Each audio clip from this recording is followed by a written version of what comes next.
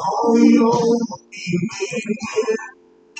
Talk that makes me smile. Thanks, sir. Yes, she's so down. They're the only scars in heaven. On the hands that hold you down. We are live. Willie Nelson is not dead. Yeah, He's 92 years old, still performing. he gonna make 200. Yeah, he said to tell you.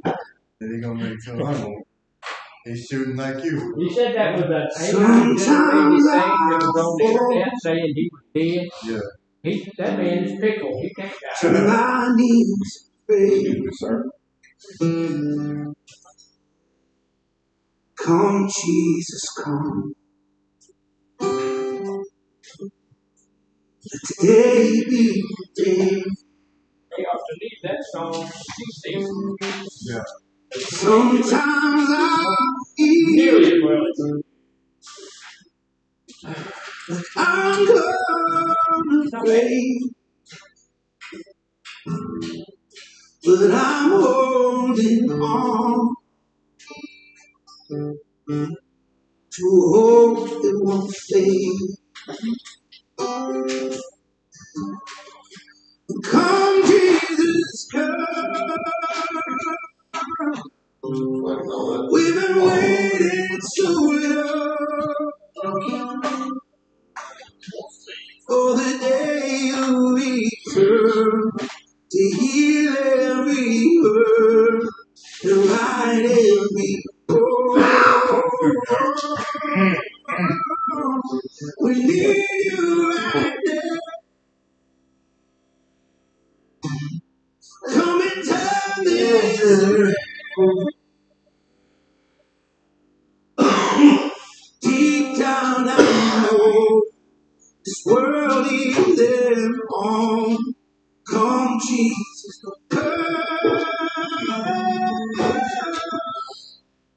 come, Jesus, come. There'll be no war. There'll be no shame when Jesus comes. Today be the day. Hey, y'all do know it's supposed to be out there next time, right? Come for the weak and strong to say. This spring needs to be clean. Every use. And all will believe. Dry. And listen. Power of the day. Come, Jesus, come. We've been waiting so long for the day you return to heal every hurt and right every wrong. We need you right now. Come and turn this around. Deep down I know this world is their home. Come, Jesus,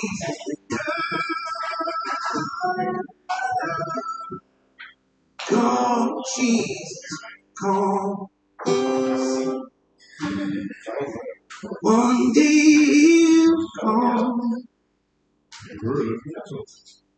and you'll stand face on. Come and lay your down. 'Cause it might be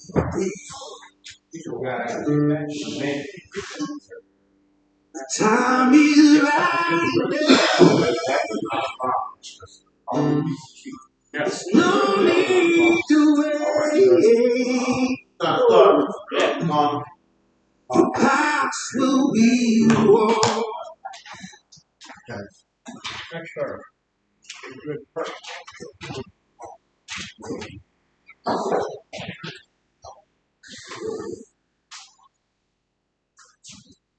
All right. It's quite time to start. We got about a minute, but just so y'all get excited, I've decided to, since they cut off the music there, I'm going to continue singing. So, are there any requests? We can turn back on. Yeah, don't do it.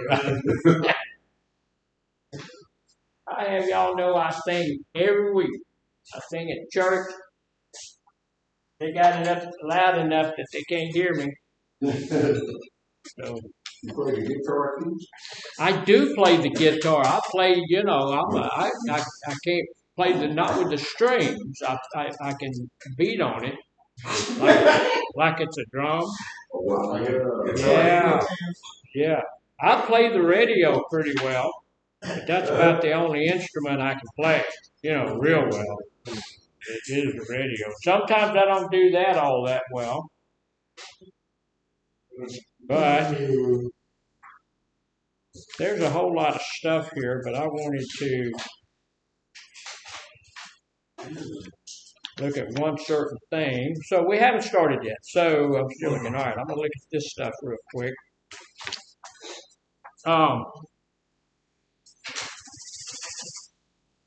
So we can start, and someone was telling me that this was Mr. Trahan, I think, was telling me this guy looks a lot happier than the last guy. So say it again. He's got some big hands. He's got some big hands, but he has big hands for a reason. Why does he have big hands? He's got a big head. To show, he does have big hands. To show what he's doing. He's praying. So we're going to be talking about this week. We're going to be looking at spirituality and how spirituality is going to help us with our recovery and help us get through the holiday season that is up on us. It's like 15 days. Today's 15. So what does that mean? 10 days. 10 days until Christmas, right? Yeah.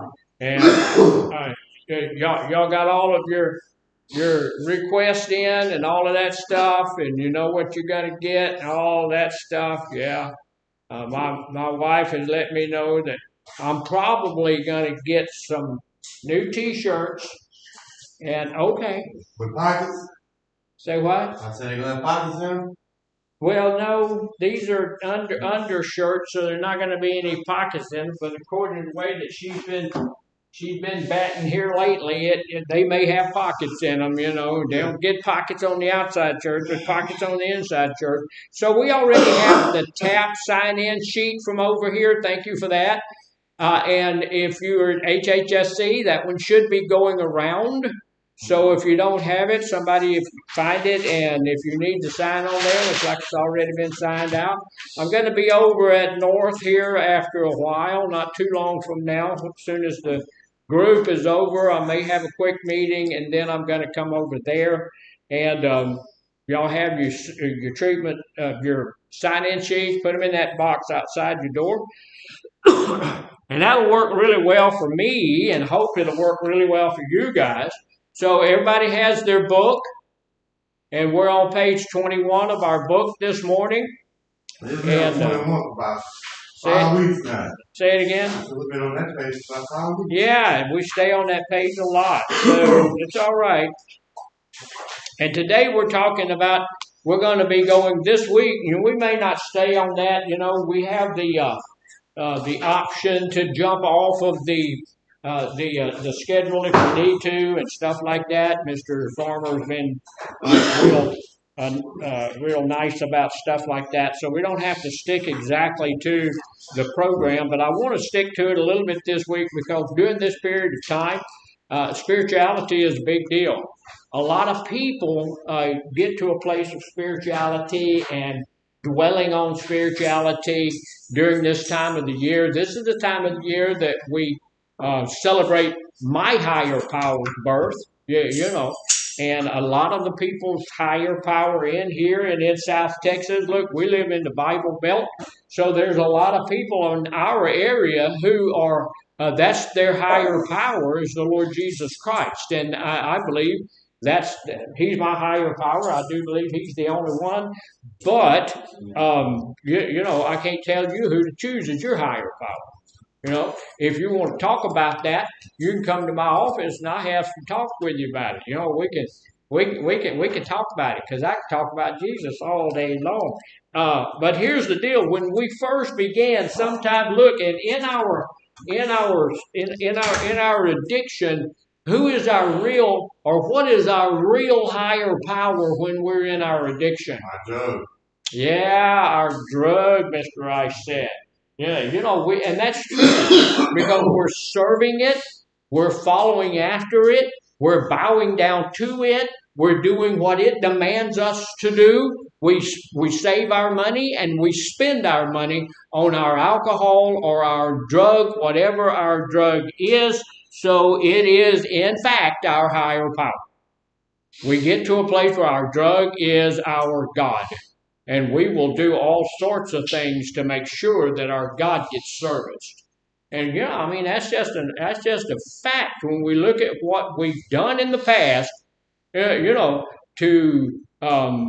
placate our drug of choice. Well, look, I know I have. We steal stuff, lie, cheat, do all sorts of stuff. Because we have that as our higher power. We need to and when we get into recovery, we need to find a new higher power.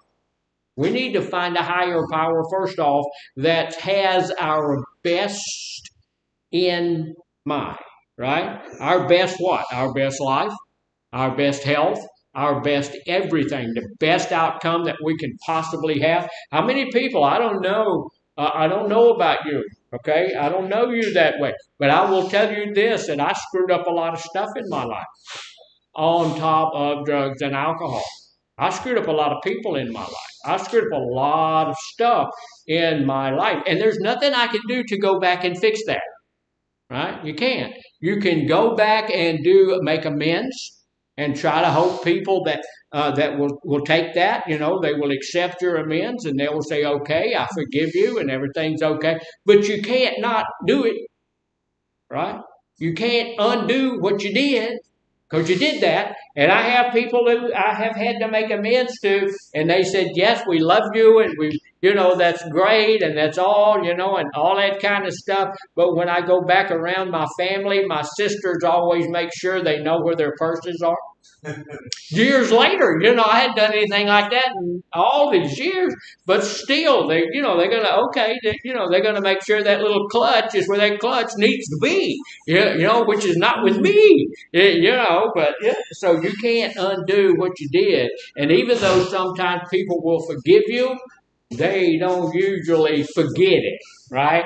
They forgive you, but they know you did it, right? You didn't do that, but so we need to get to that place where, God, when you accept Him as your Lord and Savior, what He does is not only forgive you of that sin, but He forgets it. He forgets what you did. That's an amazing thing. If you read the Bible, it says He throws your sin, your actions, whatever you did, as far away as the east is from the west. It means it's completely gone. One of the biggest responses that God has when people pray nowadays is home. What? Because we'll ask Him to forgive us of something, and He said, look, if you come and you ask for forgiveness, He is just to forgive you of that sin. And then we'll go back 15 minutes later and say, would you forgive me? He's already forgotten it. He don't know about that anymore. So He'll go home. What? What are you talking about? That's gone. That's done. So those things are past. They are gone. Well, a lot of the times we have issues forgiving who? Ourselves. I need to get to the place where I can forgive myself. And I have stuff that I need to forgive myself of. I do. And sometimes they cross my mind. And when they cross my mind, I know that I haven't completely forgiven myself. Right? So if I've forgiven myself of that, I'm not going to be bringing it up to myself a whole lot. But when we first get into recovery, there's some things, and usually when it comes to spirituality, we're unfamiliar with spiritual things, or we unwilling to become familiar with spiritual things. We're not familiar with a spiritual life. I've talked to people who never gone to church, never prayed, never had a spiritual connection of any kind at all. And you can get spiritual. Look, spirituality is not necessarily religion, is it? Can you find spirituality in church? Yes, you can. The Bible tells us that you're supposed to worship God in spirit and in truth. Yeah, so we're supposed to have spirituality in our in church. There's supposed to be spirituality in there. Sometimes there's not, but it's not necessary. Can you find spirituality outside of church? Yeah, you can. You can find spirit. You can get spiritual just walking out here in the backyard. You can get spiritual looking at nature. And I do that. Y'all know that most of the time, not all the time, most of the time, when my wife and I go on vacation, we go to a state park, because you go down there, what happens in a state park? Yeah, there's a whole lot. Look, first off, it's pretty cheap, but there's a whole lot of nature out there. There's trees and water. There's always water around somewhere, a lake or a river or something. We went to Fontainebleau. It's Fontainebleau, F-O-N, Fontainebleau, and it's on Lake Pontchartrain. So you can go over there and you see Lake Pontchartrain is a huge lake. It has a bridge across the middle of it. Y'all know how long that bridge is?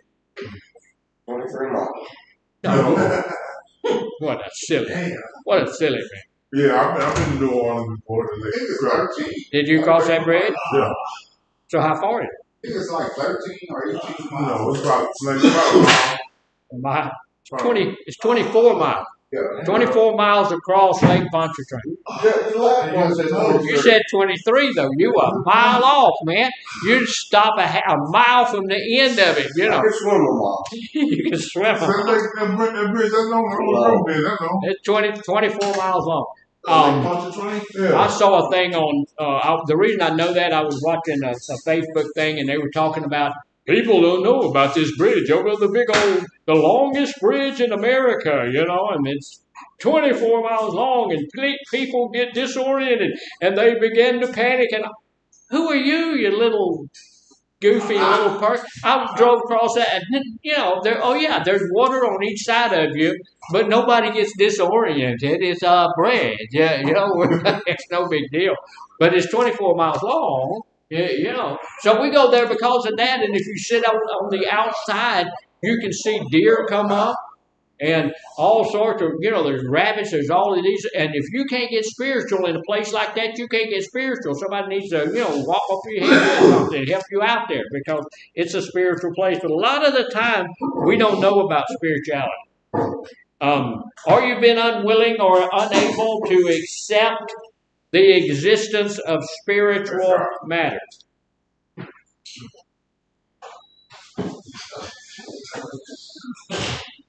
It's almost like you're not having group. It's almost like group ain't going on, isn't it? Almost like that.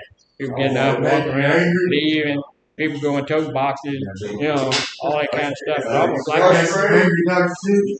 You frustrated or angry? No, I'm not angry. I don't get angry, but it's frustrating. It's frustrating.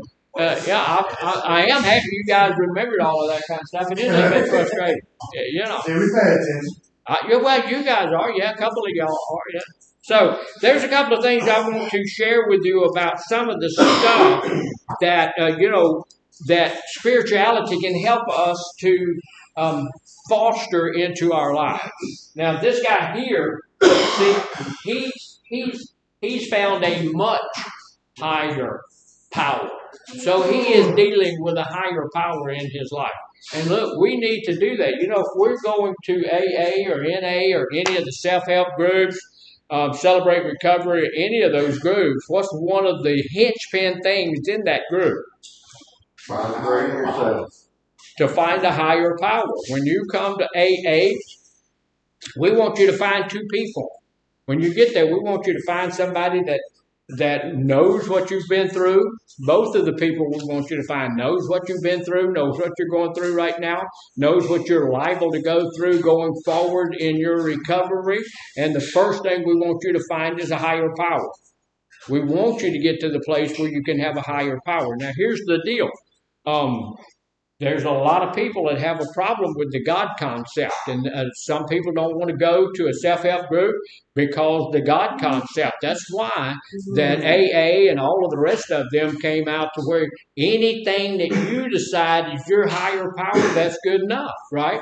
Because it's not church, it's a place we want you to come to get sober. Right? So look, I want you to know my God, but if you don't want to know my God, the second thing I want you to do is get sober. Right? So we want you to have a higher power. We want somebody that you can go to that's going to know all of that stuff about you and then be willing to help you through that mess. So who are those two people we want you to meet? A sponsor is one. Higher power is the other. So the first most important thing is a higher power. And then the second is a sponsor, which is going to help you toward your higher power. And then there's a third group of people that you need to meet as well. And that group of people is your sober support team. You need to know people. Don't necessarily have to be your sponsor, although your sponsor can be numbered amongst them, but doesn't necessarily have to be your sponsor, but needs to be someone who is sober and who will support you.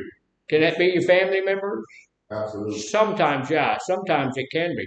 They have to be sober and supportive. Doesn't make any difference if they're your cousin, your mama, your sister, whoever. If they're supportive and they support you, then they can be a sober support thing. And we're a little bit off course here, but your sponsor, can your sister be your sponsor? No. And over at North, your sister can't be your sponsor over there either. Your sister certainly can't be your sponsor at South Point. Why is that? Because it's a female. Because she's a female, and she's your sister. And what was that? I didn't hear what he called. I say you need a male sponsor. Oh, yeah. So you need to have a same-sex sponsor, and you don't need to have a family member or a friend as your sponsor. Why is that? They're not going to do Right. They love you. And if they love you, they can cause you some stuff. People who love you sometimes let you slide. People I sponsor, I don't love them. I don't even know them all that well. I'm sponsoring them. I don't want to love them, right? And I don't want my sponsor to love me. If I do something goofy, if I do something that needs help, I want him to be able to help me without saying, well, I'm going to let you slide because I know little Bubba there, he just don't mean nothing. Bye. Yeah, you do. Yeah, you do. So we want to do that. So sober support people also need that. They can be either sex. It doesn't matter if they're just sober support people, but they cannot be your sponsor. Why can't they be your sponsor? Won't you just go on and leave? Just get out. Why can't you have a sponsor of the opposite sex? Think different. What is that? We think different. They think different. Dr. G, I thought God said love everyone. God did say love everybody. Yeah. Yeah. Yeah, he sits back there all the time trying to figure out what can I do to just get it? What can I? How can I? Yeah,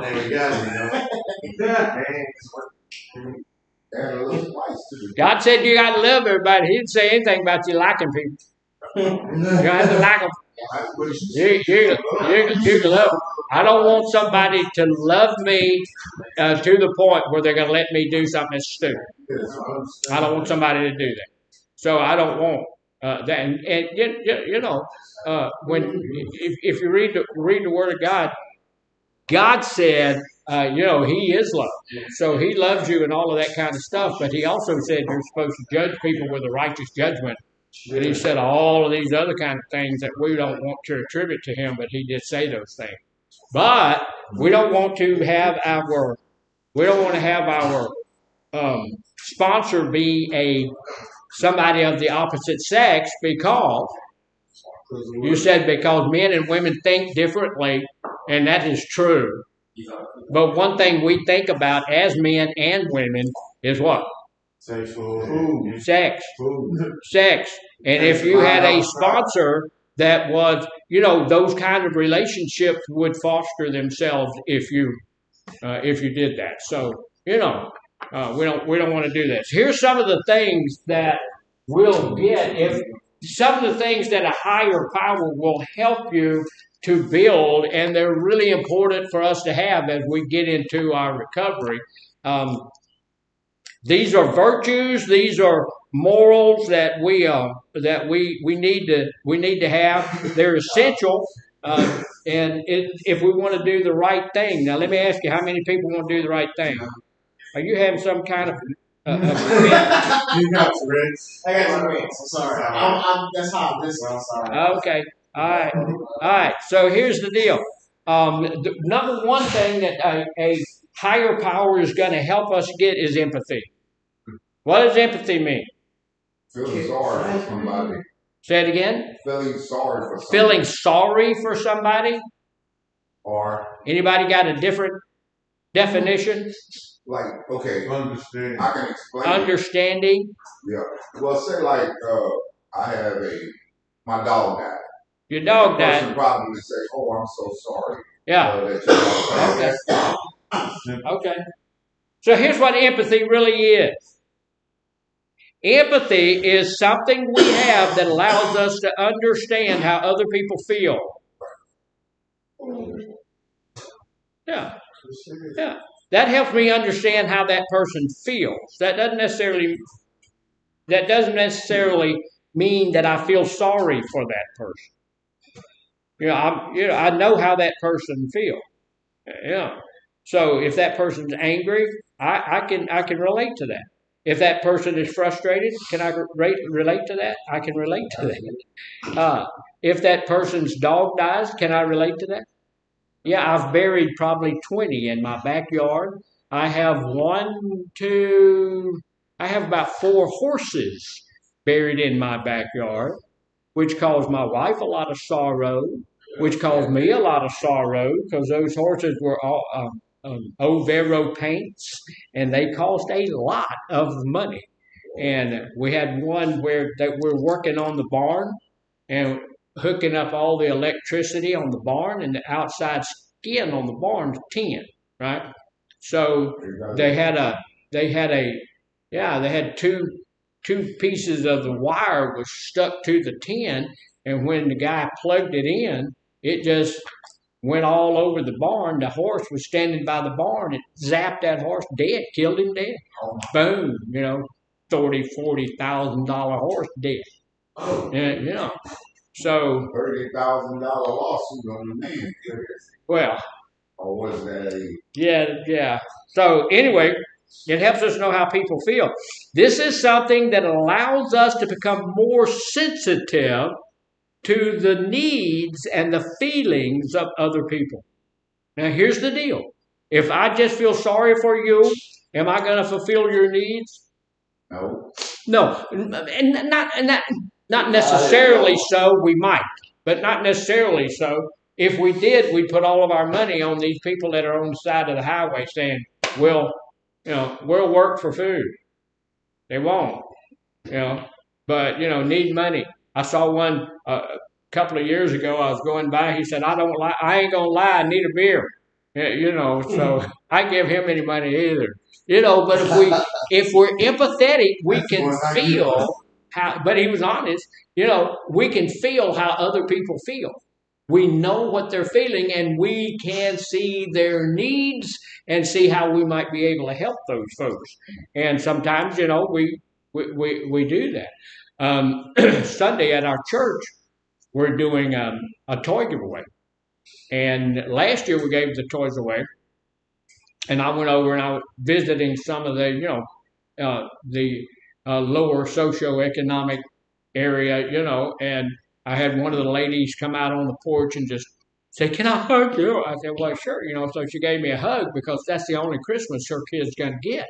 So you can look at the need, all this lady, she's a mom, a single mom. All that she can do is pay the bills and buy some groceries.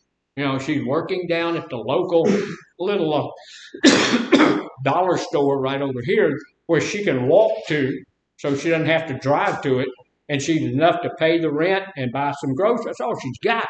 But she's got a couple of kids too, so now they're going to get a little toy for Christmas. So we can see that need. If that's being empathetic, we'll be more likely to help those who are hurt, the people who are troubled.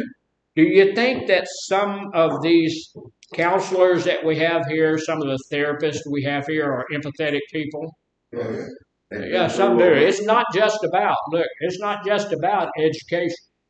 It's not just the therapists have to have a master's degree to get the licensure to do what they do, but also without that empathy in their heart, they're not going to want to go through all of that training, because not only do they have to go through the training, get the education, but they have to be under another counselor for 2 or 3 years. It's just they're CIs. It's just our counselors here are CIs. They have to do that for 4,000 hours.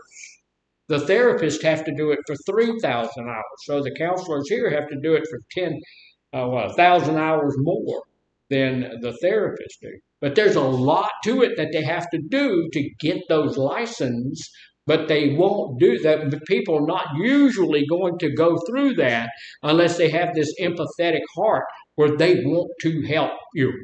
They want to help me. They want to help other people. So that's why they're there. And so usually, look, we can go sit with the therapist or sit with the counselor, and we need to realize that. They're here because they're empathetic. So look, they're going to come and help those people who are hurt, troubled, treating other people with compassion. What is compassion? Love. Yeah, it's what is it? Kindness. Kindness. It's another way to say love. If I'm a compassionate person, I'm showing love. Showing love to those people. So, helping me to do that, to show that compassion. It's also something that generates a powerful emotion that urges us to do what is right. If I have a lot of empathy, I'm not going to steal your stuff. I'm not going to go in your stuff. And we've had some people who were low down, no count, no good for nothing, lower than a snake's belly and a wagon rut thieves. Round here, we've had people go into other people's stuff and get other people's stuff. That's not empathetic, right? Because I'm thinking about who? When I do that, I'm just thinking about me. I'm not thinking about that other person and how they're going to feel when they come back from group or something like that and their stuff's gone. I'm not thinking about how that person's going to feel when they come home and their house has been broken into. I'm not thinking about that person when I do those things. A compassionate person, somebody who has empathy, is not going to go in and steal somebody's something. No. If I go by, and look, I like to believe I'm empathetic. I like to believe I have some compassion. I'm pretty honest and I'm funny about money. So if I walk by your car out here and the keys are in it and you got $3,000 laying on the seat, when I walk by that, it's still going to be there. I ain't going to fool with your junk. Don't want your car. Don't want your money. God will bless me if he wants to bless me. If he won't, he'll keep me driving that 16-year-old car I'm still paying for. I am. I'm still paying for that 16-year-old car.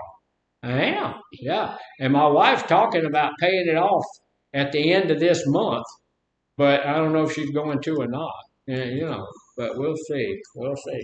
So anyway, it's also something that generates those urges to do right because we recognize how our behavior affects other people. We recognize, look, and it's in little things, like how we respond in group, coming to group on time. All those things are simple, they're small. But there are other people that have my actions affect. And if I'm compassionate and stuff like that, if I have empathy for other people, then I'm going to do my best not to disrupt, not because I want them. Look. I tell people all the time, you may not get anything out of this class at all. I may not be able to help you. There may be one or two people here that want to get it, so you need to let them get it. That's an empathetic person, right? That's somebody letting them get what they need. And then we recognize how our behavior affects other people, the impact of emotional pain on other people. We really need to be cautious about what we say.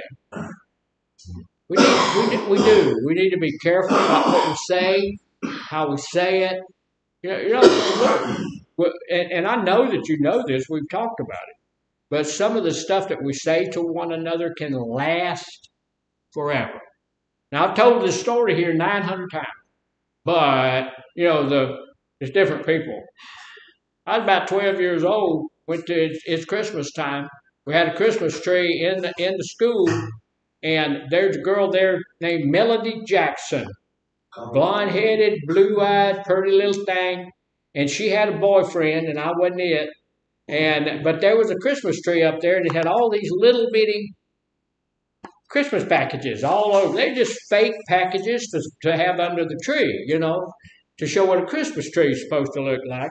And I'm up there looking at all these things, and Melody and her boyfriend came up, and she said, Herschel, all those gifts on that tree are for you.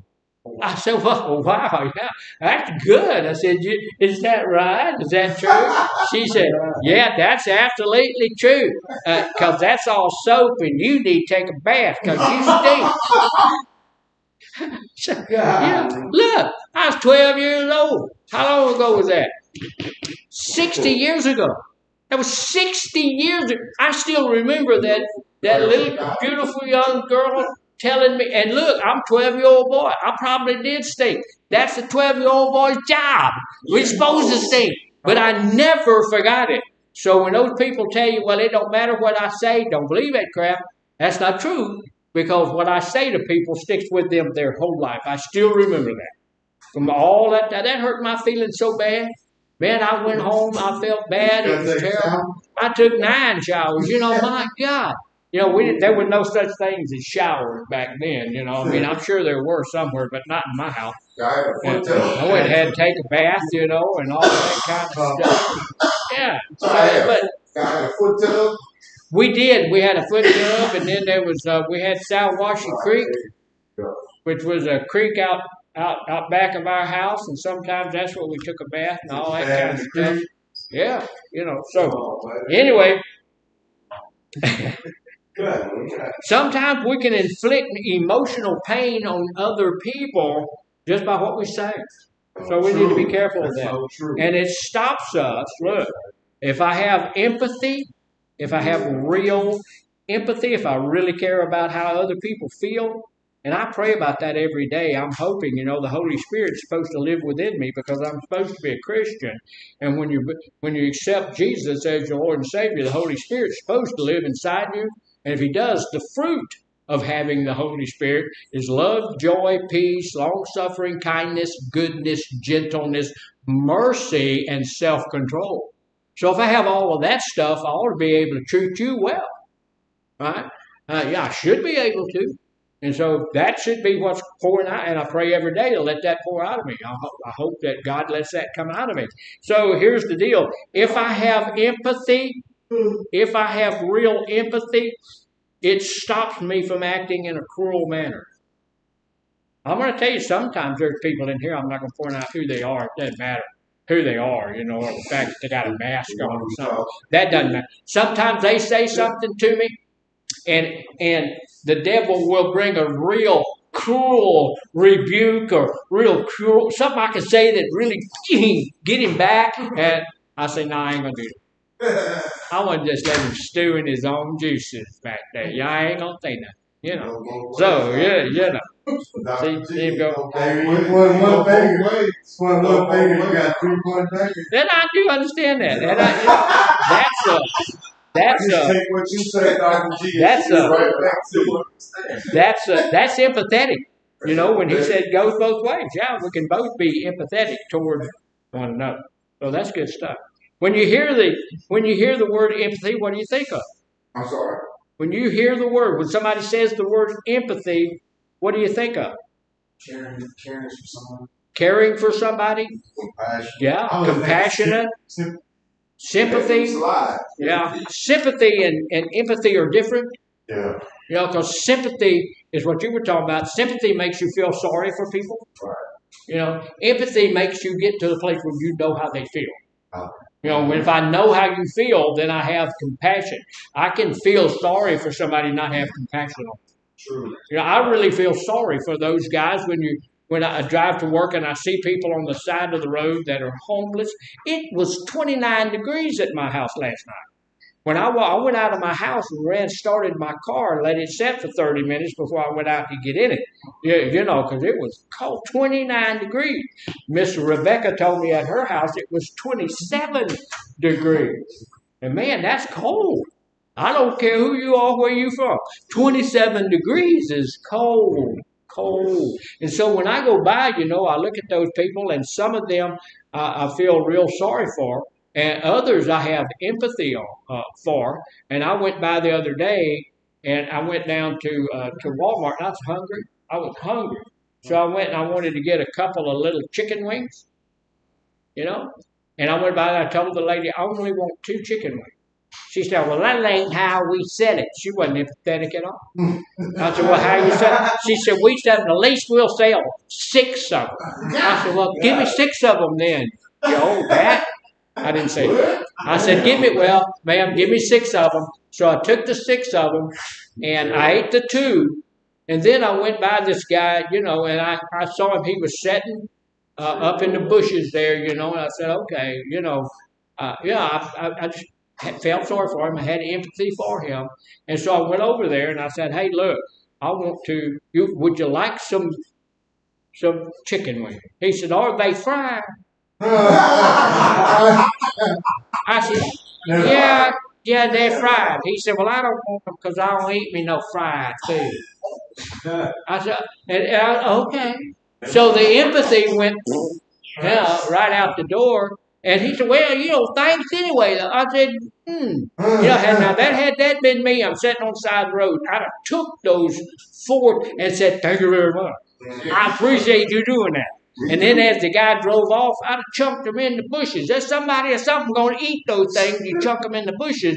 But that guy, whoever did that, ain't never going to come back and offer you anything else. You know, so that took care of some of that stuff. So if you have empathy for somebody, they should be appreciative of that. So I do believe you rather than take it and throw away and let you get to someone else that might eat. No. I had rather do that, but you see, if you listen sometimes, you'll learn something. The deal is that if I were he, I would have showed some appreciation, and he could have given it to somebody else. There was a dog over there; he could have fed it to the dog. He could have done something. It's real, you know. We work really, really, really hard sometimes not to get the point, and so that's the point.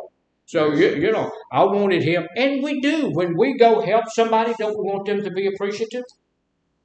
Yeah, I want them to be appreciative. Are you going to help somebody that's not appreciative? I will tell you this, that I do. I go back and back and back, and I help people over and over again who's not appreciative. And my wife tells me, you know, there's a time when you just need to stop. And, you know, I'm a pastor. So I tell my wife, you know, yeah, that's just ministry work. You go and you do all of that kind of stuff because God wants you to do all that kind of stuff. So I'm going to go back again and again and again. And at some point, there's a place in the Bible that said when they reject you enough, just knock the dust off of your shoes and let them go. You know, you can't spend all of your ministry time on one person, but I do a lot.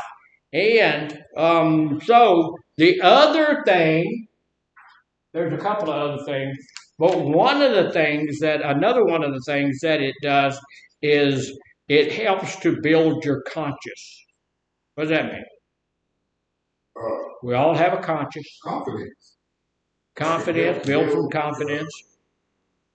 Okay. So if I have a higher power, it's going to help me have.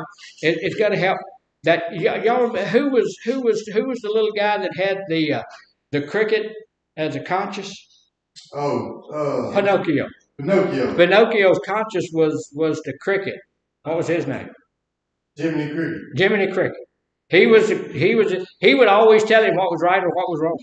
You know, if you look, you see though, you remember those old cartoons that had the devil on one and the angel on the other shoulder? Yeah, that's kind of like your conscience, you know, telling you when to do things. So if you got a conscience that says, look, having a good conscience is knowing the right and the decent way to act and to carry things out. The right way to do things. The decent way to do things. The correct way to do things. If you have a higher power, you're really in contact with a higher power, and you start ogling somebody, or you start wanting to steal something, or you start go back to that drug, or you want to go back to that lifestyle or something like that, it's going, what? You ain't supposed to do that. That's not where you're supposed to be going. You're not supposed to do that. Yeah. Do you still go? Sometimes. Yeah, I have. I mean, I know in my nose, and I prayed all the way to work. Lord, today I ain't gonna eat no sugar. Today's gonna be a sugar-free day. I repent of having to have sugar. And right now I declare that I am not addicted to sugar. I am not, I don't have any of those problems. I don't need that stuff. I don't want that stuff. And then about 2 o'clock I'm buying a honey bun.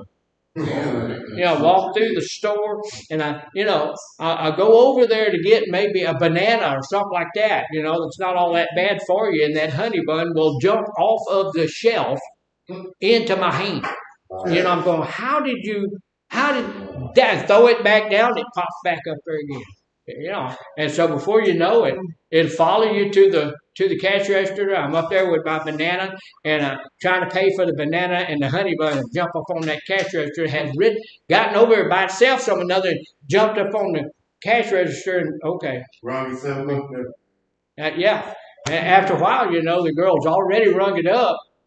So, you know, you can't be, you're having empathy for the girl. You can't tell her I don't want, you know, so you have to buy it. And you look, you can't be wasteful. Once you get it to your car, you got to eat that thing. You can't waste it. You leave it? Yes, sir. Okay. Do you have a hard time concentrating eating the banana or the No, because I eat both. The other day, Put the banana on top of the honey bun. the other day So when you eat them both. I got the honey bun, I ate the honey bun, and then I was eating the banana, and I had picked the wrong one. It was rotted, and it did not taste good at all. So I wound up eating the honey bun and not the banana. I threw the banana away. So, yeah. So conscience is knowing the right or the decent way to do it, the inner voice that helps us know right from wrong. You know, and I'm going to tell you, there's not a person in here that doesn't know right from wrong. We know when we do something, it's wrong when we do it, right? We know that. You know, we're not 12. We're not 10. Yeah, I told y'all about the pickle I stole, right, when I was about 10 years old, 9 years old, 8, whatever it was. Went to the local store. You know, they had and they still have them in some places. I see them every now and then, those big old jars of big old pickles. And I just reached in there and got me a pickle. You know, put my hand down in there and got me a pickle. And as I'm walking out the door, the shop owner said, "Hey, you put that pickle back, boy. I saw you get that." I said, "Okay." So I got caught, you know. So I'm turning around to go, and the pickles cost a nickel. So it was a nickel pickle, right? Back in when I was a kid. You can't get them that cheap now. But before I put that pickle back in that jar, I got me a big old lick off that pickle, you know. And I didn't bite it, but I licked on it a lot. And then I put it back. The next guy that came in bought the licked on nickel pickle. Yeah, you know, and that was nasty. But that guy knew I had it in my hand. but he made me put it back anyway. Now, back then, that was a long time ago. You know, we were dirt poor, man. I'm going to tell you, that does not excuse the fact that I was thieving for that nickel pickle. But, you know, so it tells us what this, look, our conscious, our guide, this is the foundation for ethical behavior for us. Decent living and solid citizenship. You know, here's the deal. If I've got a conscience, if I have, very few people do I talk to who don't tell me, you know what, I have a higher power. I'm ready to get into my recovery. I have a higher power, right? Very few people do I talk to. There are a few who tell me, no, I'm not spiritual at all. I don't have any higher power at all. I don't believe in any of that mess. Okay. All right, that's your prerogative. You can do whatever you want to do. But here's the deal. If we actually are in connection with a higher power, we're not going to do some of the junk that we do. We're just not. We know it's wrong, but we're not going to do it. I'm not going to go out there and look. I don't speed. My wife does. She's probably going to go to hell for speeding. Can you go to hell for speeding? No. No, and you can't go to hell for that either. You can go to hell for leaving group. You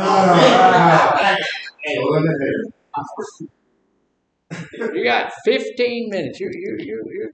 Here's the deal. It's the foundation of ethical behavior. It's what morality is all about. Doing the next right thing. If we just do the next right thing, and look, we know what the next right thing is. We don't have to have somebody tell us what the right thing is. I was doing a tobacco cessation class one time, and the guy said, "Hi, if tobacco is all that they're bad for us, man, why don't the government just make it illegal for us to use it? I don't need the government to tell me what's right and what's wrong. God already told me what's right and what's wrong. He placed it in, I know what's right and what's wrong. If it hurts you, it's wrong, right? If it hurts any other person, it's wrong, right? If it hurts me, is it wrong? Yeah. If it hurts me, it's wrong. This is the temple of God. I'm not going to hurt this thing. Do I do stuff to hurt it? Yeah. You think honey buns are good for it? No. They're not even good. They just have sugar on them. They're not good at all. They just have sugar on them. I ate a donut there. Y'all know those donuts that have the stuff stuck in them? Cream-filled donuts. I ate one the other day that was apple filled. It had apples and stuff in it. So you could lie to yourself and say, well, it's partially good. So yeah, worst, you said it was good because of the apples. Yeah, worst donut ever had. That just don't go together. Apples and donut stuff don't go together. It was not good. So anyway, this is what helps us do. It's what morality all about. Together with empathy and self-control is one of the three cornerstones of moral intelligence. That's how I know I'm doing the right thing. If I have empathy, self-control, and following my conscience, I know I'm doing the right thing.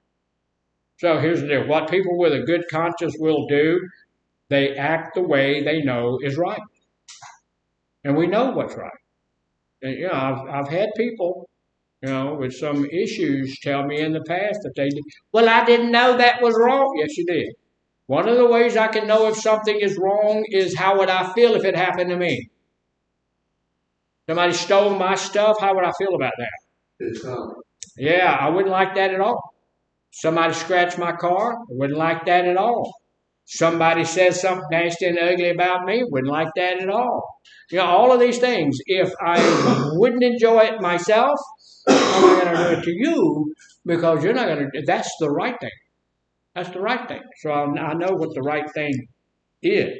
People who have a conscience do not steal, cheat, lie. Because why? Because they know it's wrong. I know it's wrong. If it's wrong, I'm not going to do it because I'm busy about doing the next right thing. And if I'm busy about doing the next right thing, then the thing that's wrong, I'm not going to do that. I'm not going to do that. You know, if you put, look, and I've told y'all 1,000 times I'm funny about money, but if you put $10,000 right here, somebody's probably going to get that $10,000, right? I'm going to almost guarantee if you put $10,000 there, a stack of $100 bills that add up to $10,000, somebody's going to get it. We have people in here now looking at the spot where it might be one day. But I'm going to tell you this, what I can guarantee you also is not going to be me. It's not going to be me. I'm not going to take that. Don't want that. I'm not going to stand before my God one day and say, well, yeah, I stole that guy's money. Yeah, I did do that. I'm not going to do that. I got enough other stuff that I have to be forgiven for, so I ain't going to steal your money. So here's the deal. They obey authorities when it doesn't contradict with ethical guidelines. I'm going to follow the law. I'm a law-abiding citizen as long as the law is correct. What does that mean? If the officer tells me to do something that's morally or ethically incorrect, I'm not going to do that. You're above the law. Yeah, not going to be that. Yeah. So, are you? I'm not swayed by others who have a bad influence. If you are a bad influence on me, guess what I'm going to do? I'm going to stay away from you. Do you know some people who can be a bad influence on you? Yeah. I do. I know some people who can influence me badly. So I don't fool with them. Because I know, we're all fairly easily influenced. Even the best of us are we can be influenced by people. Because we love those people, we care for those people, we care what those people think about us. Right? And so we can be influenced. So there's some people we need to stay away from. We can be trusted to do what we're told. My wife told me that she was a kid, a teenager, Mom would send her to the store to get whatever Mom wanted to get at the store. So Mom would give her like a $10 bill, and my wife would go and buy $2 or $3 worth of stuff and then bring back whatever Mom ordered and the change, but it would always be a couple of dollars short. She would keep back a couple of dollars. Is that ethical? No. It's not something that's horrific, but it's also not ethical. One of the big things we'll do is admit when we're wrong. That's hard for some people to do. I don't like being wrong. Do you? No, but sometimes we are. Sometimes we are. Sometimes we are. And look, when I are, then I will tell you. Sometimes I'm wrong. And if I'm wrong, I will tell you. I'll be the first one to tell, oh, dude, I was wrong. I didn't mean to do that, or I did mean to do it, but I have since discovered it was the wrong thing to do. I'm really sorry about that. So we're going to obey the rules because it is the right thing to do when the rules don't affect good ethics, when the rules don't go against good ethics. Sometimes rules go against good ethics. So we need to know what that means. Now we're going to take us a break because we don't have time to finish the next one. But we'll come back here about 15 after, and we'll look at some more of these.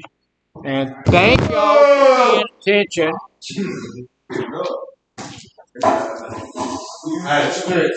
Was that ethical?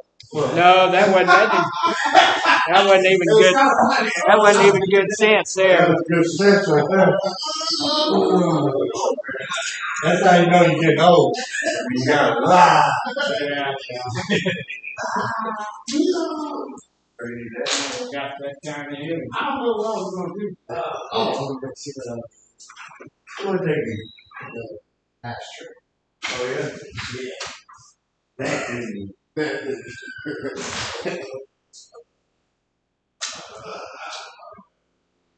From the last man.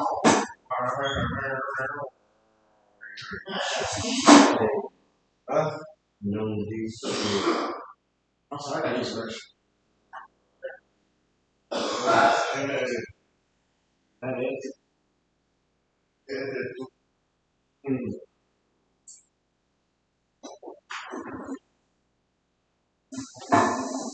Oh,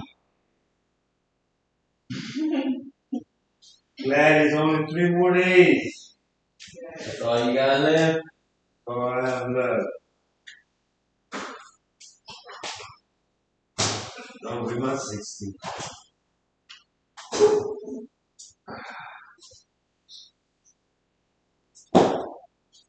I said he restroom. What if you go? All the restrooms are full. No. Yeah, I got history with that. But most of the restrooms are gone. Okay. I wasn't. So you know what? That's the one that's closed. So you know what?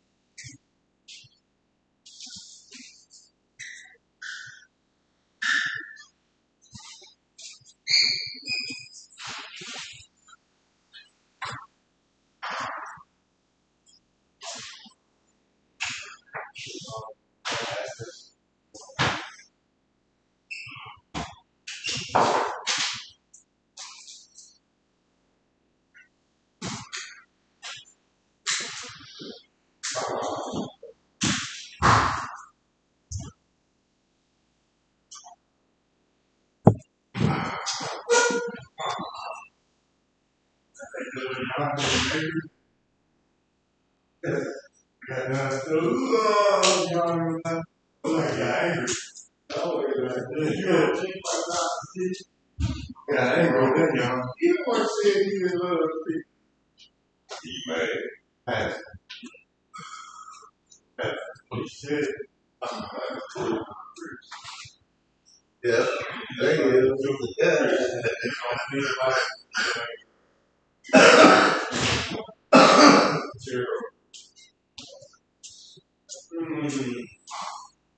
It's cold out there. Yeah, just a little bit. Still 37 at my house. Oh, wow. It's,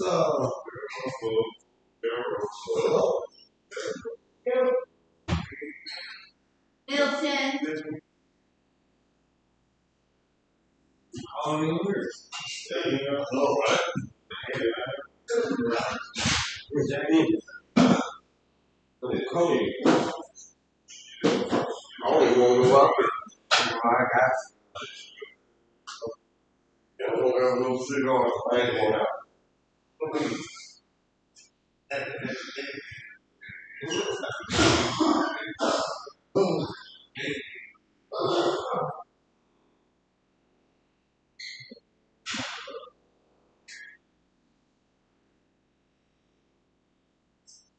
You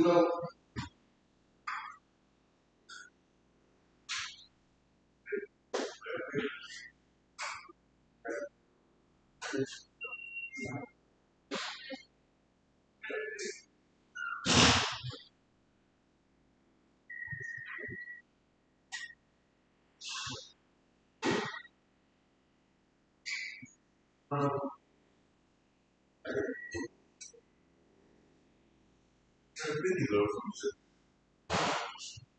Okay.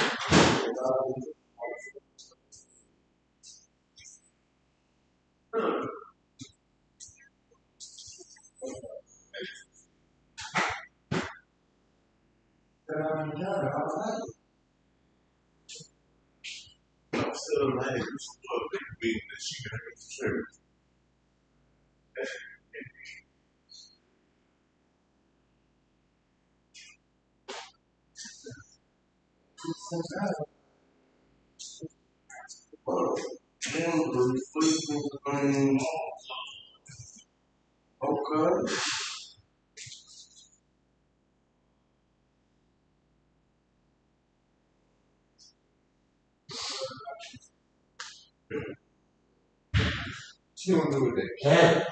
Oh.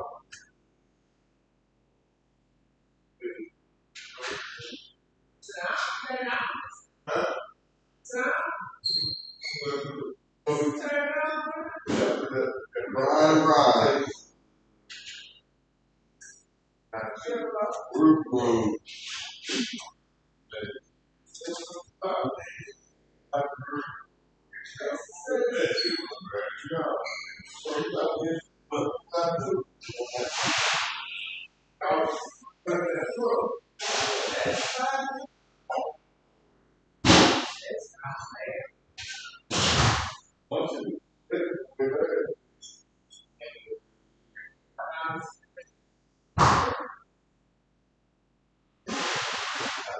All the time we didn't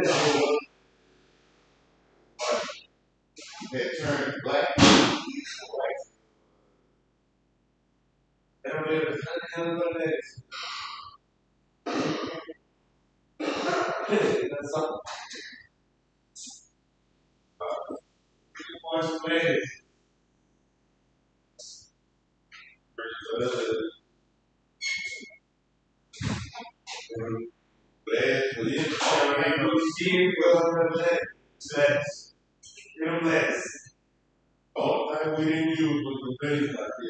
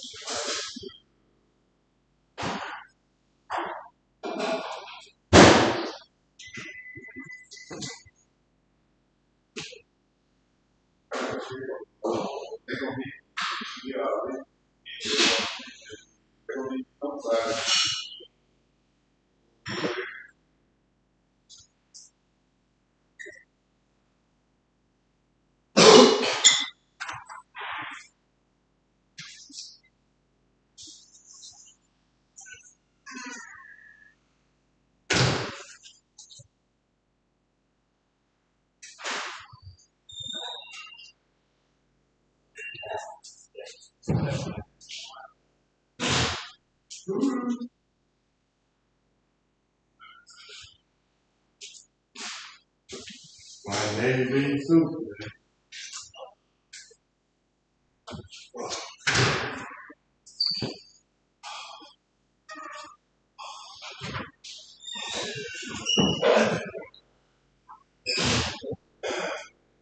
Come on, Saturday.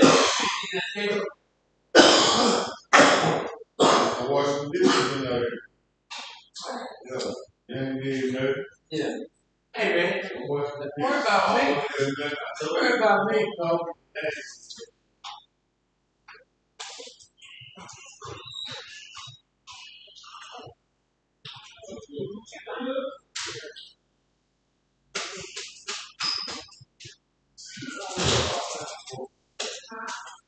Outside. They have an alligator. They have an alligator. You love to see Josh Allen, man. Yeah. Nothing wrong with that, man. All our favorite players, right? Well, he's my favorite player. It's just, I think, he's in there, right there, so many times.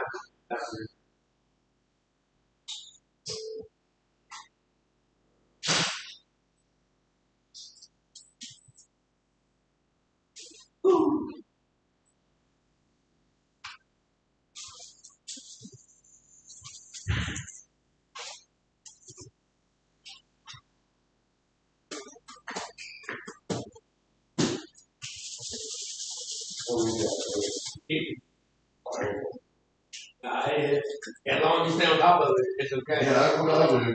Yeah. Yeah. You don't play, but all they got.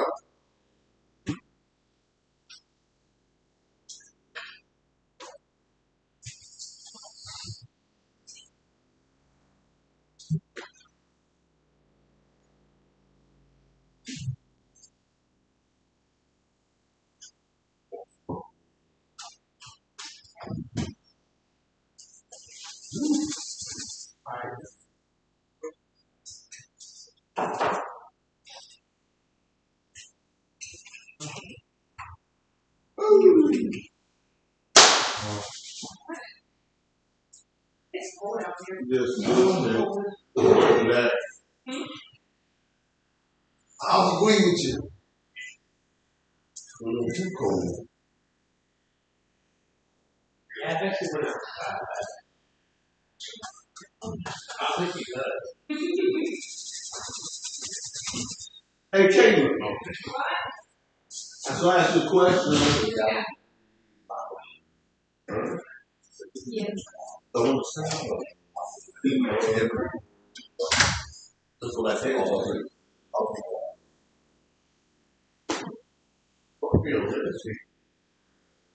Now, seriously, real. Got a problem. Yeah. See a little self.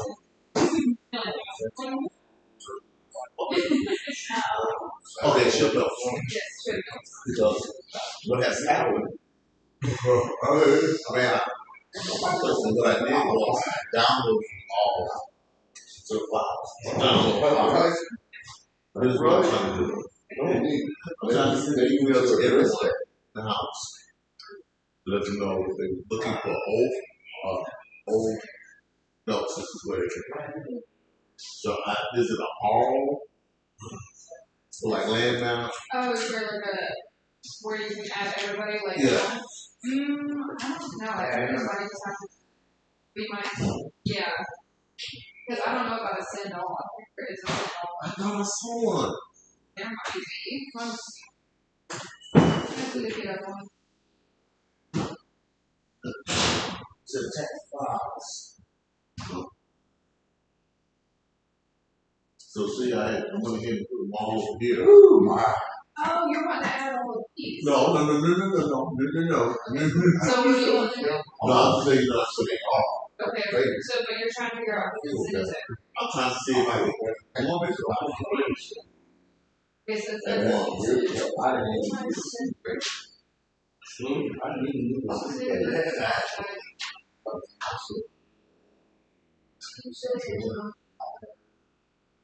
okay, so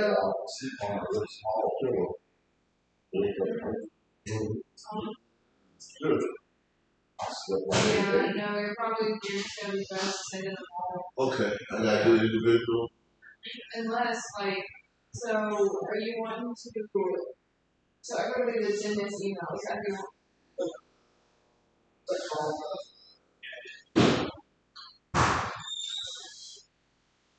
Everybody, Okay, so then here. what you on? Ain't gonna be So nobody. everybody else, well, So the house is gonna be anything. Myron, So I thought about. He was smart.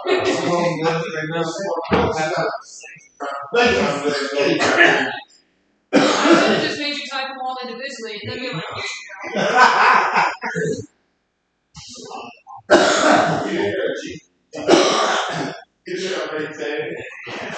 Good.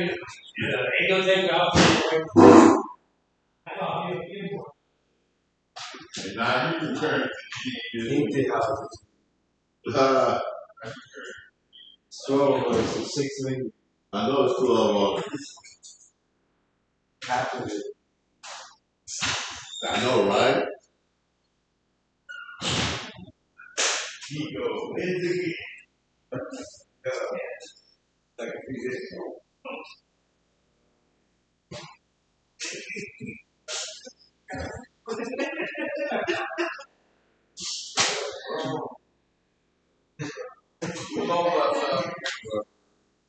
Well, he said she called me about trying to I have a cigar on Mike well.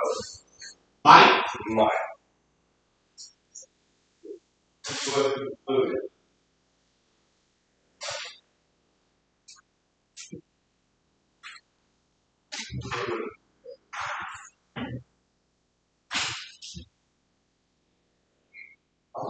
Oh, I put it out put a piece in there.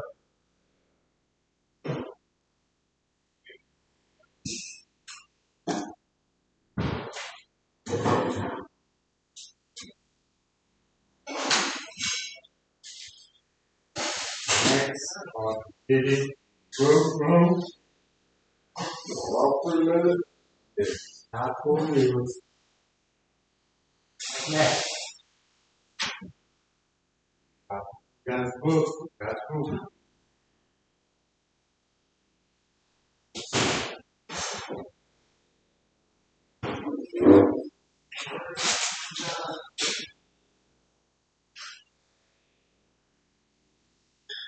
Oh, that's weird.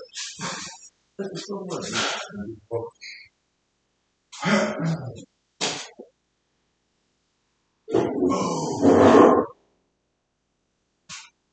Ooh, God.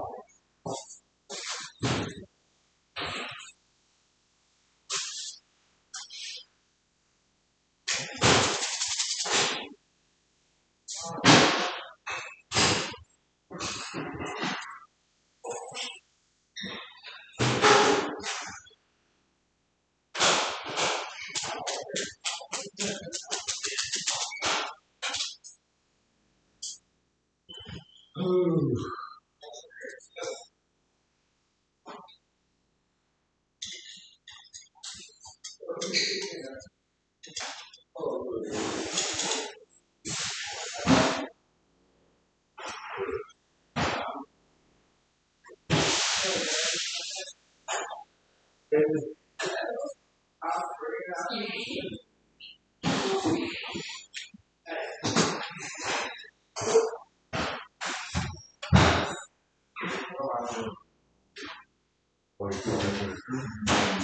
That will drive to it.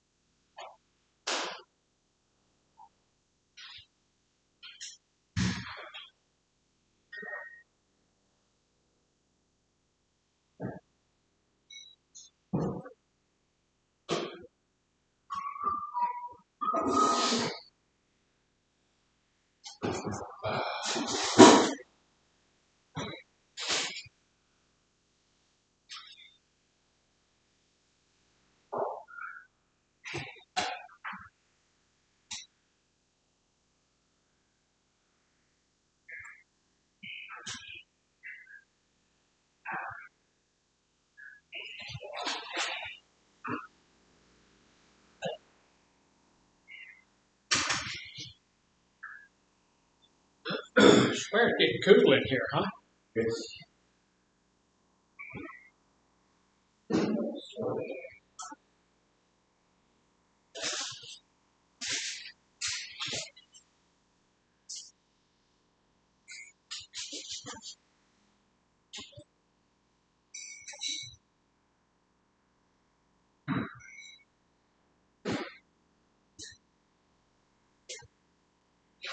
All righty then. Jesus, come back in the All right, we'll give him a minute.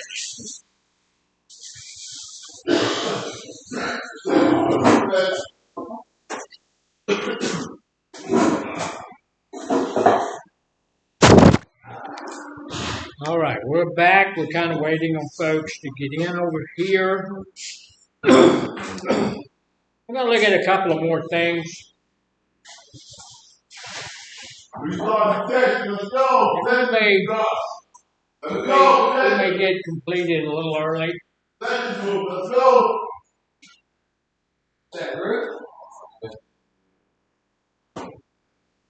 But we have a few more things that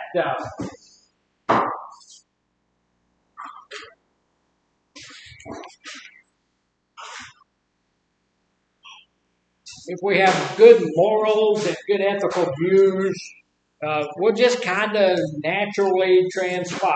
It's going to come into our lives. We have to be willing to have these things in our life, and having a higher power helps us to do those things.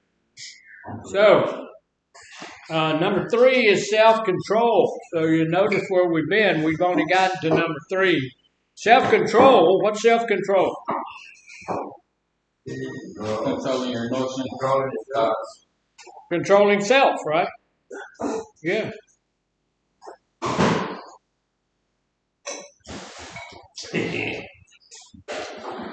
All right, so that means I'm not going to break the rules if I'm controlling myself.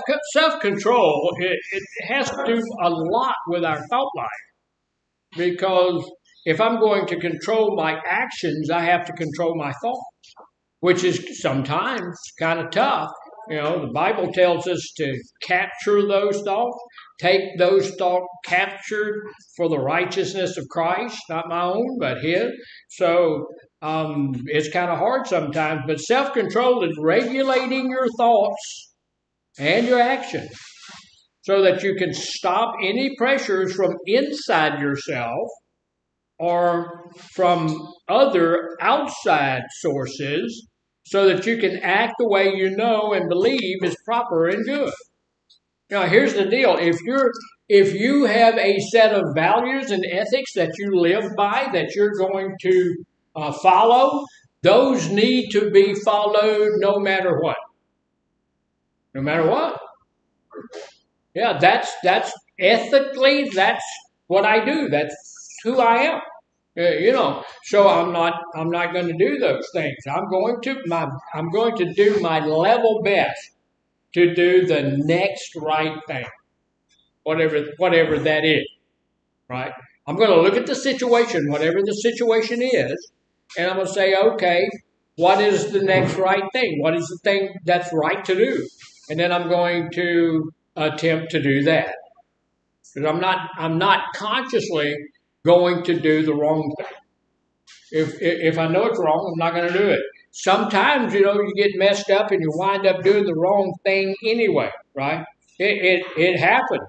So if you screwed up and you've done the wrong thing, what's the next right thing? go back and do it right. Confess it and do the right thing. Keep the right thing at that point is to go say, and it's hard to mess up some of that stuff, because if you go steal somebody's stuff, look, you planned that out and you did it, and that's just who you are. You're a thief. Yeah, because if you're not a thief, you're not going to steal people's stuff. You're just not going to do that. Ethically, you're going to leave that alone. Now, sometimes, see, look, y'all know I pop off sometimes, right? I'm a little mouthy. Somebody said, yeah, it happens. I know it's hard to believe, but it happens. Sometimes I'll have a snide remark, And I will tell you, I don't ever mean anything. I don't want to hurt anybody's feelings. I don't want to insult anybody or anything. But sometimes does that happen? Yes, it does. It does. I had a lady the other day got a little bit insulted at my church. I told y'all about that. Her mom is a sweet lady. She's a good friend of mine. She comes to Sunday school, every Sunday school. She's never going to miss Sunday school. And she pays her tithes in Sunday school. And then she goes home. She don't go to church. And so in church, her daughter and her husband come to church. So in church, I said, I wish that the lady's teacher wasn't such a good teacher, because if she wasn't such a good teacher, we got people that don't come to church because they get everything they need in Sunday school, And so she took that a little bit the wrong way, so I had to go and talk to her and all of that kind of stuff. So sometimes things are going to happen that you don't mean to happen, so you have to do the next right thing. So what was the next right thing in that situation? I went, exactly. She was last Saturday. Y'all remember Miss Tamara, young lady who used to be through here every now and then? Miss Tamara. She's no longer with us, but she's works for another company called Texas Care, and she was at our church doing a thing for Texas Care. And the lady that happened with was there because she's our church custodian. And while it was all going on, I was able to take her to the back and talk to her about that. Because actually, I had told her mom that 30 times. So she didn't buy it. So it was all right, but we had to do the next right thing. So self-control is getting those thoughts so that nobody can get you from the inside. You can't do it to yourself, and others can't do it to you either. If this is what I do, and it's the right thing to do, then this is what I do, and I don't care what you think. I don't care what you say. If I'm doing the right thing, I'm doing the right thing. Look, I know I stole this, but don't tell on me. They don't need it anyway.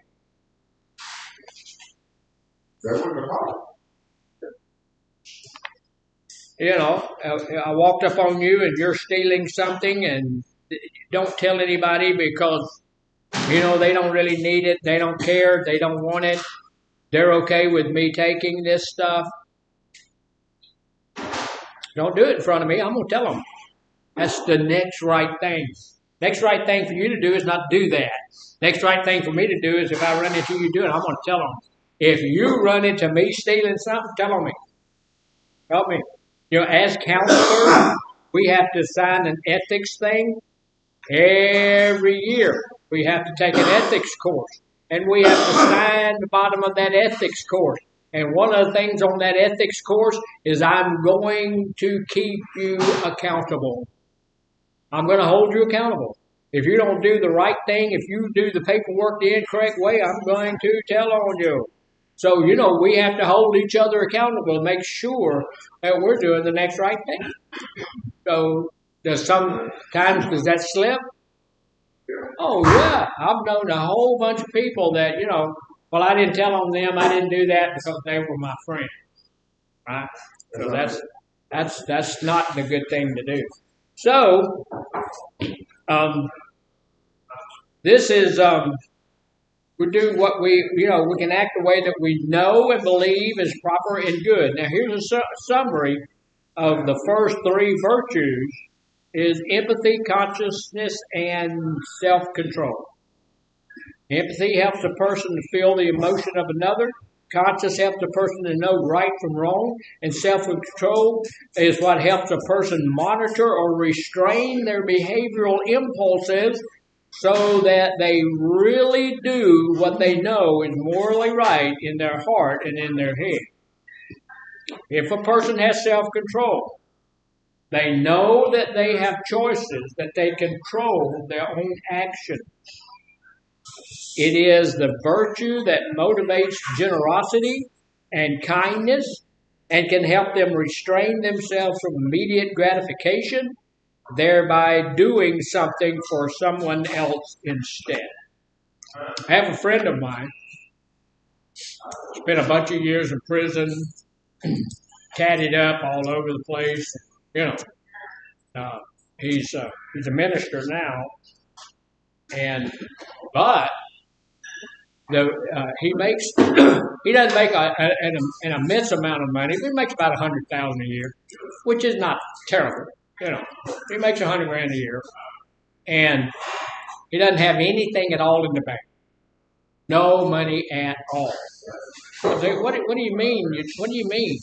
He told me, he said he went and took all of his money out of the bank the other day. I said, okay. He said, yeah, I took out $200. You make $100,000 a year and you got $200 in the bank? He said, yeah, I don't seem to be able. So do you think it would have been a better thing for him to use some self-control and put some money in the bank? Yeah. You know? I think it would be.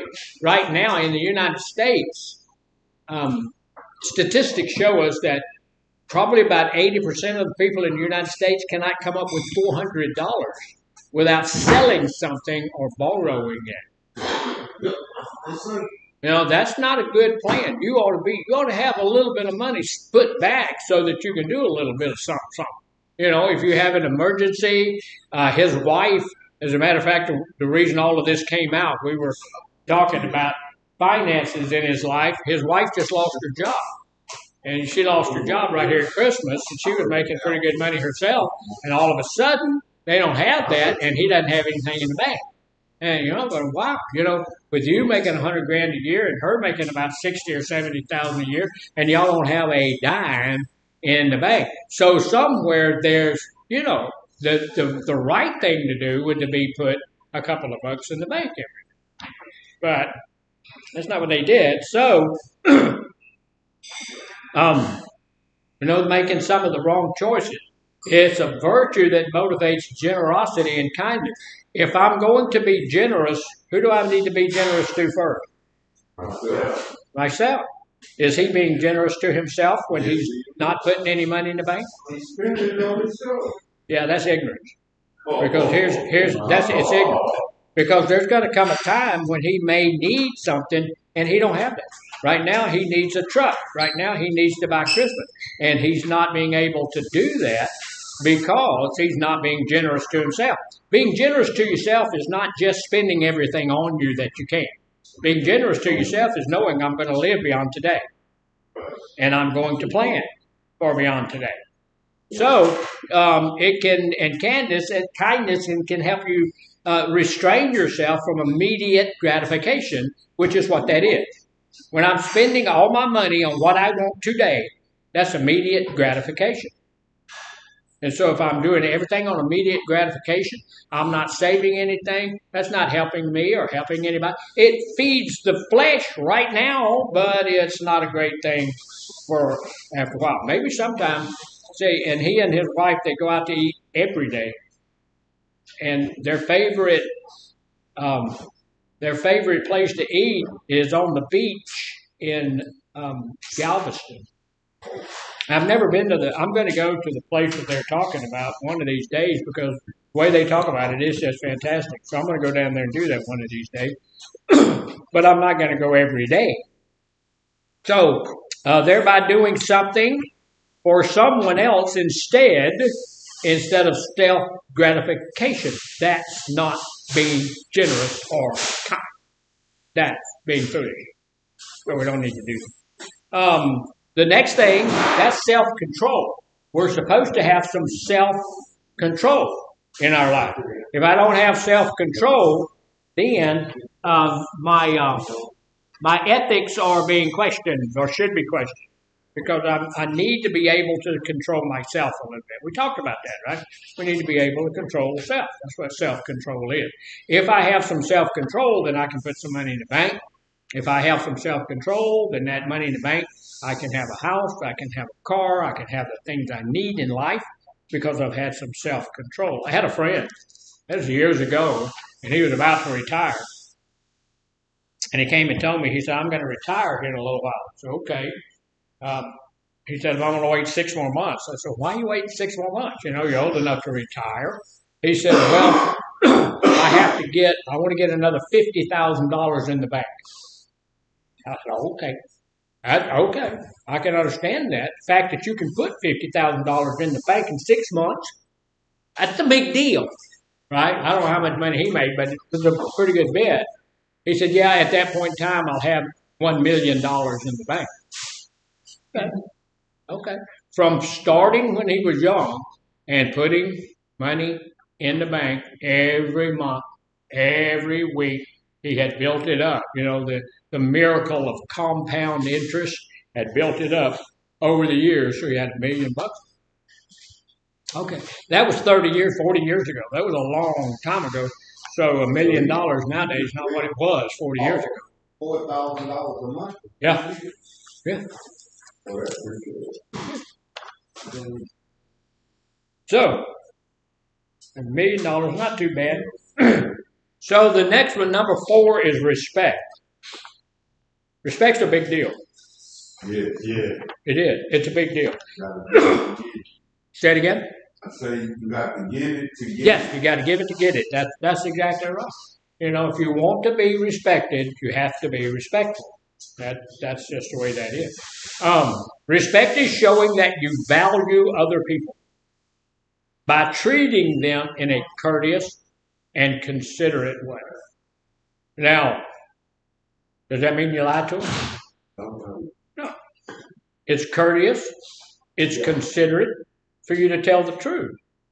Look, y'all know I'm in recovery from lying. So if I tell you something you don't like, it's just the truth, you know. And if it's not the truth, you need to explain to me how that's not the truth, and that's okay. Say it again. So you be relapsing a lot. I do relapse from time to time. The other day, I was telling somebody, I think it's one of the council, and I had to repent of it, and you know all of that. I told that guy, that lady, I said, you know, I really, really like that Mr. Rice. God, so you had to repent. Yeah, because you know I don't like having to lie like that. Yeah, you know. So, I love you too, Dr. God. So you need to be courteous and considerate in your mannerisms toward other people. It is the virtue that motivates wait a minute, let me do it again.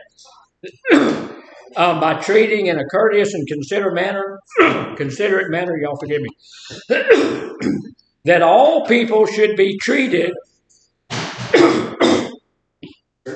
Excuse me, I'm all choked up about it. All people should be treated with inherent worth and dignity. Like just walking out of the group, is that respectful? It's not. It's not. That's just not. And so, you know, we shouldn't do that. If we have something that we have to do, that those things happen, then we should let people know, you know, I've got to do that. Just getting up and walking out, that's not respectful. So don't do that. It is the cornerstone. We need to know that everybody should be treated with inherent worth and dignity because everybody should be worthy, right? We have worth, right? We are somebody special. We are, you know, unique in who we are, and people should be respectful of that. It is the cornerstone for preventing violence, injustice, and hatred. Did y'all hear what happened in Australia? Y'all didn't hear that? A couple of guys took guns and shot up, killed about 20 people When was that? on the beach Oh, yeah. When was that? yesterday. Should be. What happened to people at the college? Yeah, and at Brown College, they had another one. Yeah, it's a college in Rhode Island. So, you know, there's that's, you know, that is a group of people who doesn't respect those people and doesn't respect life itself. You know, just killing people. So, and this respect is the quality that motivates us to treat others in a kind way. Just being kind to other people. And to just value human life. Y'all have been to the old folks home? Y'all ever been to one of those places? Yeah, I used to volunteer at one when I was like, whatever. You used to do what? I volunteered at one when I was a kid. Oh yeah, yeah. I used to drive a bus for Right. I used to go on Thursdays and bring them to Walmart. There's one in Winnie called the Arboretum.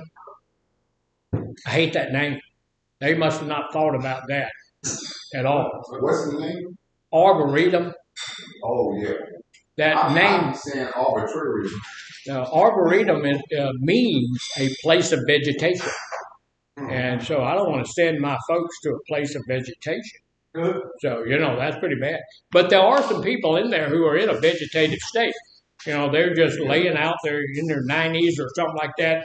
They're not awake. They're in a coma and all of this kind of stuff, and they're in really bad shape. But we still work every day. Those nurses go in there, they turn them, they dress their bed sores, they do all sorts of stuff for them. They keep them fed and all of that kind of stuff. Why do they do that? Because they have empathy, and we as a people respect human life. Now, there are people out there that don't respect human life, and they'll come in a place like this and just kill everybody, and everybody's healthy and all of that. But we are striving to keep people alive who have no quality of life at all left. But we're going to still work to keep those people alive because we respect human life. That's what we do. That's who we are. We have that level of respect for human life. So, and that's the golden rule. Respect enforces the golden rule. What is the golden rule? That's right. Treat others as you would have yourself treated. So, if we're going to treat others the way we want to be treated ourselves, we want to follow the golden rule. I see it in your face. Yep. That noise is not. And you get angry. No, I'm not angry. It ain't bothering me at all. So I'm not allowing myself to get out. I'm a little frustrated, but not angry. Y'all can't hear it over there north, but we got noises that are going on. So treating others the way we want to be treated and caring about the rights of other people. Now, I'm going to tell you something. This was something that was a little bit, I had to learn that. I had to get to a place where I fostered that in my life because here's the deal. I was caring about my own rights. I care about my rights. But then it took me a little while to get to the place where I care about your rights. And that's what we need to do. If I'm respectful, I'm caring about your rights. When your rights are being messed over, when people are doing something that's taking your rights away from you, I need to be concerned about that as well. Are you leaving us? Yes, sir.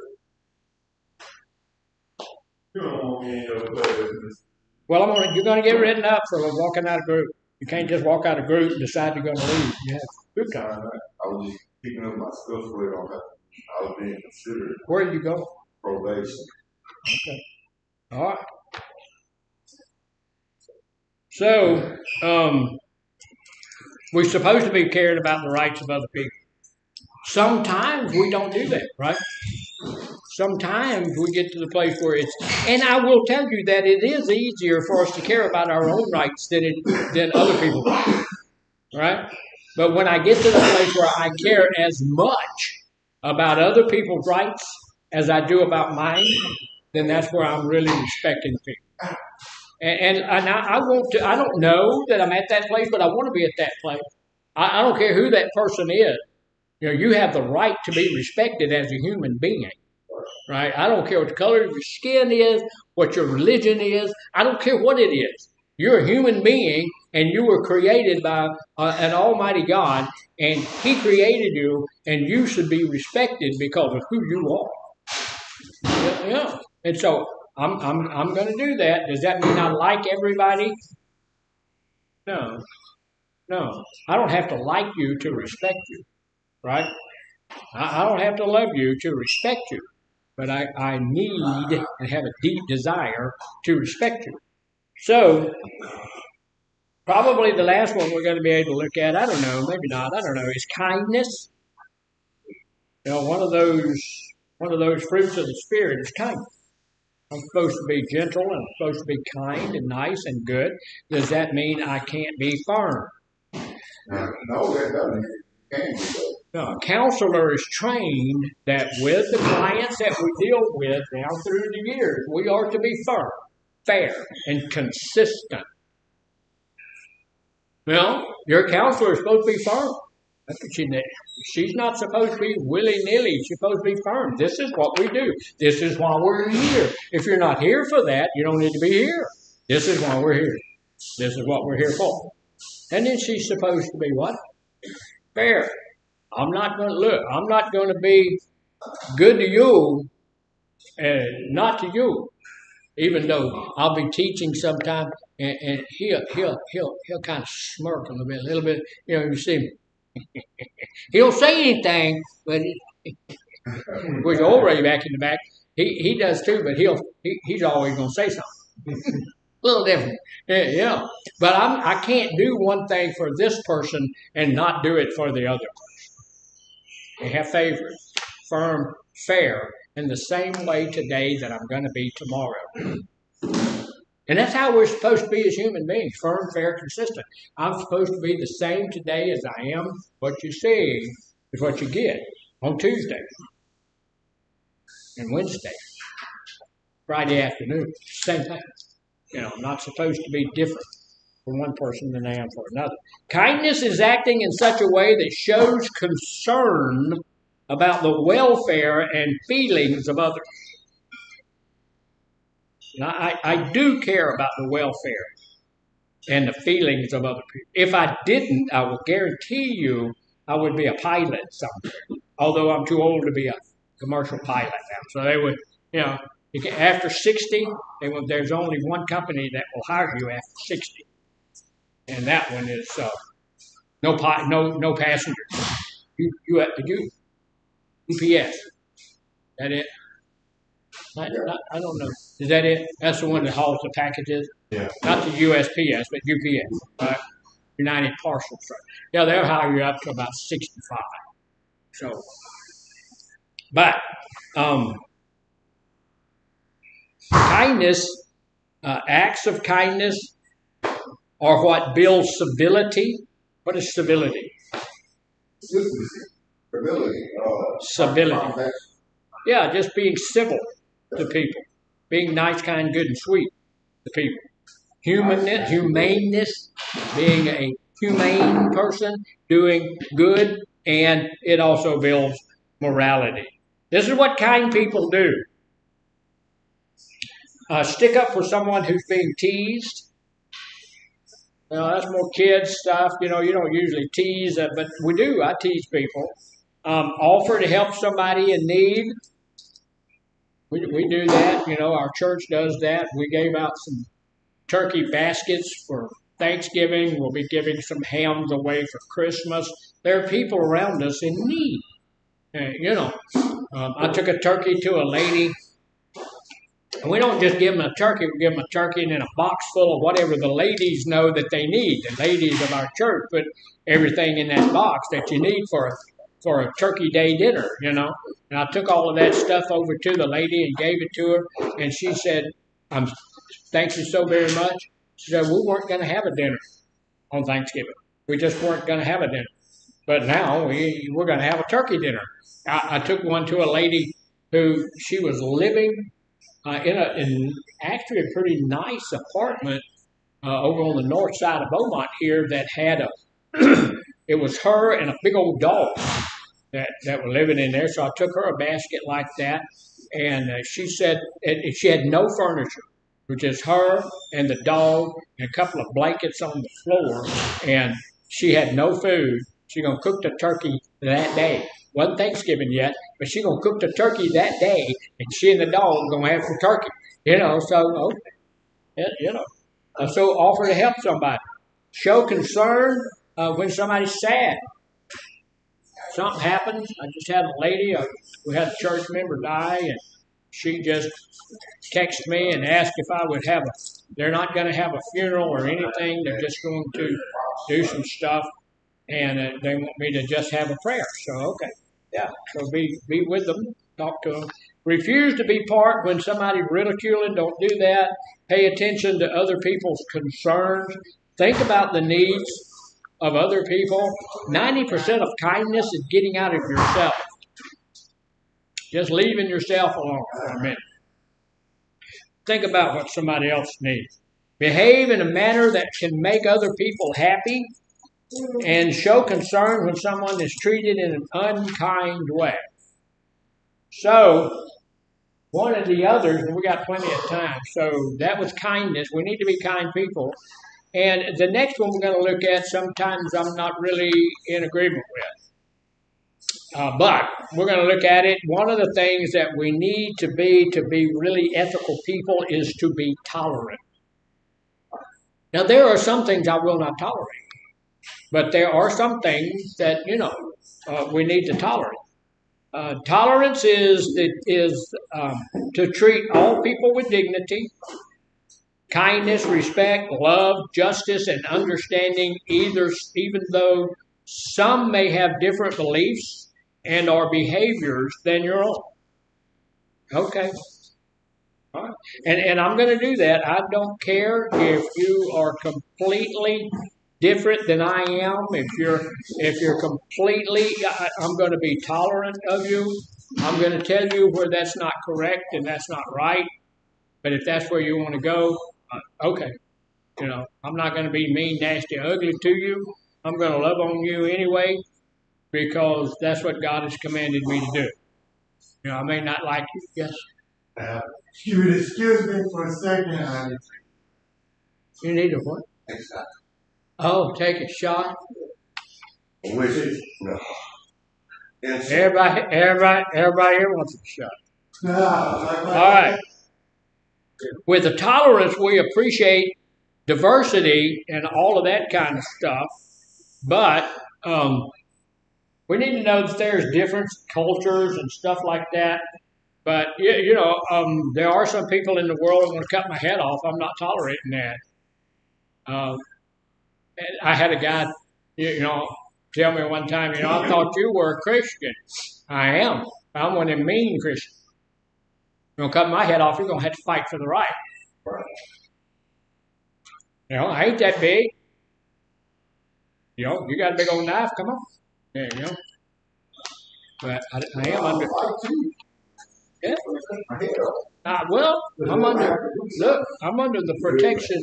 I'm under the protection of the Lord Jesus Christ, under the protection of the Holy Spirit. You really don't want to fool me.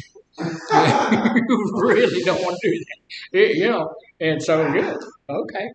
So I'm not going to be tolerant of something like that. I'm going to be tolerant of a religion that wants to cut my head off. No, I'm not going to do that. I'm not going to be tolerant of yours. I'm not going to be tolerant of somebody wanting to hurt you. I'm not going to be tolerant of that. It's your religion, your culture to hurt my friend over. No, I'm not going to be tolerant of that. Matter of fact, I'm not going to allow that. Come on. We ain't going to do that. So, anyway. And we want to be fair.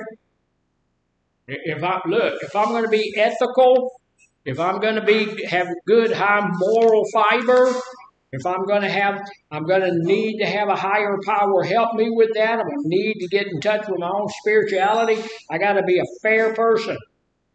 Fairness is making the choice to be open to new ideas and to act in a just and ethical way.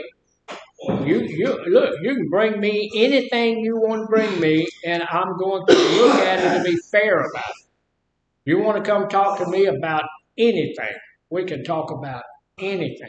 We don't want to do group anymore. Okay, come tell me why. And if it's fair, if it's just, if it's the right thing to do, and if I've been wrong, we'll do that. I'm up for, I'll change my mind on everything, but there's a couple of things that's never going to change. Jesus is my God. He's my Lord, my Savior. I'll never deny Him. My wife is my sweetheart. I'm never gonna get rid of her, right? All right. So stuff like that. Mr. Trahan is always going to be that. So Fairness is to think and behave in an honest way and play by the rules. Take turns, share, listen to all sides without judging or before judging. This is to live lives ethically, being sensitive to moral issues. A person who shows fairness will be much more tolerant, civil, understanding, and caring. Right? And we want to be all of those things. I'm gonna say You know what you did. You know what you did. Well, that's the point. You did not disrupt the group enough, so Mark had to make you get up and walk and come back and disrupt the group. I said, look. So anyway, and the last thing we want to look at, good mental health, is this. People who embody these 7 virtues that we just talked about will be the best hope of forming a peaceful, moral world based on compassion, tolerance, respect, goodness. These 7 virtues are what good mental health is comprised of. If we have mental health issues, if we can get all of these 7 things operational in our lives, we're going to be okay. Does that mean I'm going to be just like everybody else? No. Do I want to be like everybody else? No. I'm unique. By the way, how do you catch a unique rabbit? Unique up on it. Okay.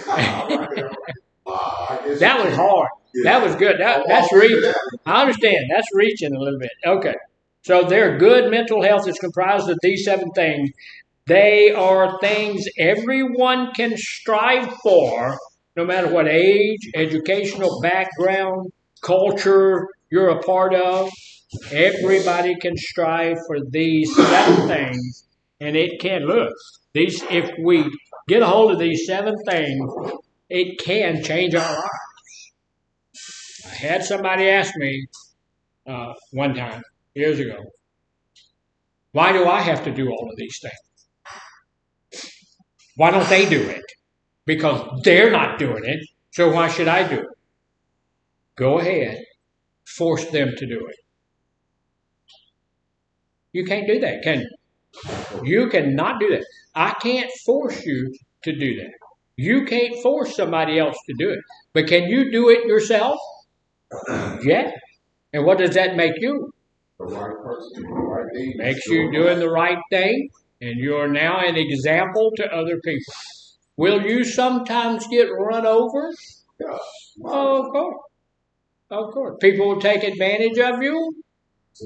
Of course. Of course. Is it worth it? Yeah. Yeah. Y'all know I went to bed last night at 8 o'clock. A little bit after. About 8:10. You know what I did? Laid my head down on my pillow, and I went to sleep. There was a time in my life I couldn't do that because I wasn't trying to get these 7 things working in my life. Now, they're not working in my life perfectly, but they are working in my life. And I am headed toward the next right thing every time I get a chance. And I will tell you that I sleep the sleep of the innocent now. You know, my wife, and it makes her mad. You know, she said, "How can you go sleep like that?" I said, "I'm sleeping the sleep of the innocent." You know, I'm doing the next right thing, and I'm doing I'm doing my best to do my best. And she, so anyway, if we do these things, it'll help. Now, folks over there in North, I'm going to be over there in just a little bit, and I'll pick up that stuff, and I appreciate y'all. Guys, I appreciate y'all. You did a really good job today, paying attention and all of that.